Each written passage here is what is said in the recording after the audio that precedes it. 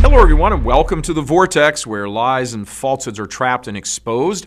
I'm Michael Voris. On July 15th, a letter was read out loud at the funeral mass of Cardinal Joachim Meisner, one of the four so-called dubia cardinals who have asked Pope Francis to clarify the controversial Amoris Laetitia, which various bishops around the world are interpreting to allow sacrilegious Holy Communions for divorced and civilly remarried Catholics.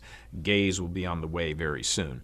While the letter, read aloud by Benedict's personal secretary, was very personal, there was also a very public declaration in it. Archbishop George Ganswein read the letter from Benedict to those at the funeral at the Cathedral of St. Peter in Cologne, Germany. The Pope Emeritus made some very direct remarks that probably did not sit well with some of the clerics in attendance, like the head of the German Bishops' Conference, Reinhard Marx, one of the leading revolutionaries in favor of sacrilegious Holy Communions. Benedict said, quote, "The Church stands in particularly pressing need of convincing shepherds who can resist the dictatorship of the zeitgeist, the spirit of the age, and who live and think the faith with determination," closed quote. Pretty safe bet that old Marx didn't like that at all, seeing as how he has pretty much led the change or the charge among various Judas churchmen to embrace the spirit of the age or the zeitgeist. He actually stunned even some heterodox Catholics last week when he said, "Nations' laws shouldn't be based on morality," mixing religion with politics and all that, you know. Sure they shouldn't. What should they be based on, Your Eminence? The dictatorship of the zeitgeist? Wonder if Benedict had Marx in mind among quite a few others when he was writing. Moving on. Speaking of the final period of Meisner's life, Pope Benedict reflected, quote, "He learned to let go and to live out of a deep conviction that the Lord does not abandon his church, even if the boat has taken on so much water as to be on the verge of capsizing." Capsizing? Yep, capsizing. What exactly could Pope Benedict be referring to?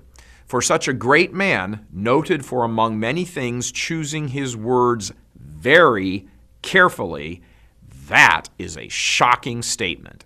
In fact, when we first started saying out loud a number of years ago that the church was in a crisis, many in the Church of Nice establishment media heaped scorn and mockery on us here at Church Militant, denying there was a crisis.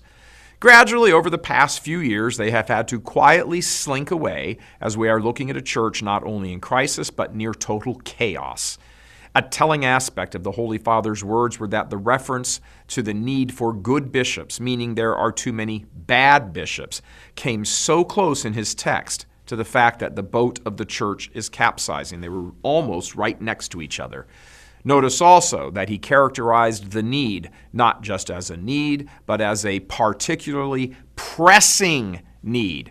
Now, there are 100 ways to dissect and comment and editorialize and expound on Pope Benedict's words, but let's leave it at that and say, for all the Church of Nice bishops out there, those of you who, largely through your inaction, who are not being, quote, passionate shepherds and pastors, you are being called out here, called out by Pope Benedict for bringing the church to the point of being capsized.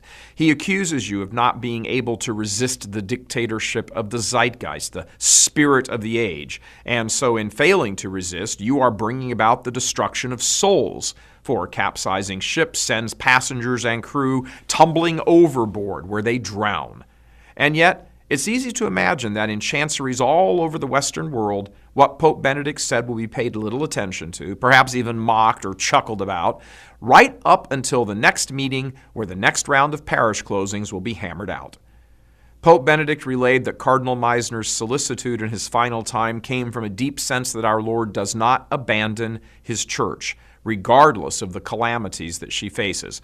That's true, of course. Thank God that's true. We have the divine promise, and God never goes back on his word. But in order to be saved, not abandoned by God, to enjoy the fruit of him not abandoning his church, a soul must cling to that church. Unfortunately, too many clerics, especially bishops today, do not. and they go out of their way to see to it that others fall overboard with them. For what is a shepherd if not a leader? If the leader goes bad, if the salt loses its flavor, then what?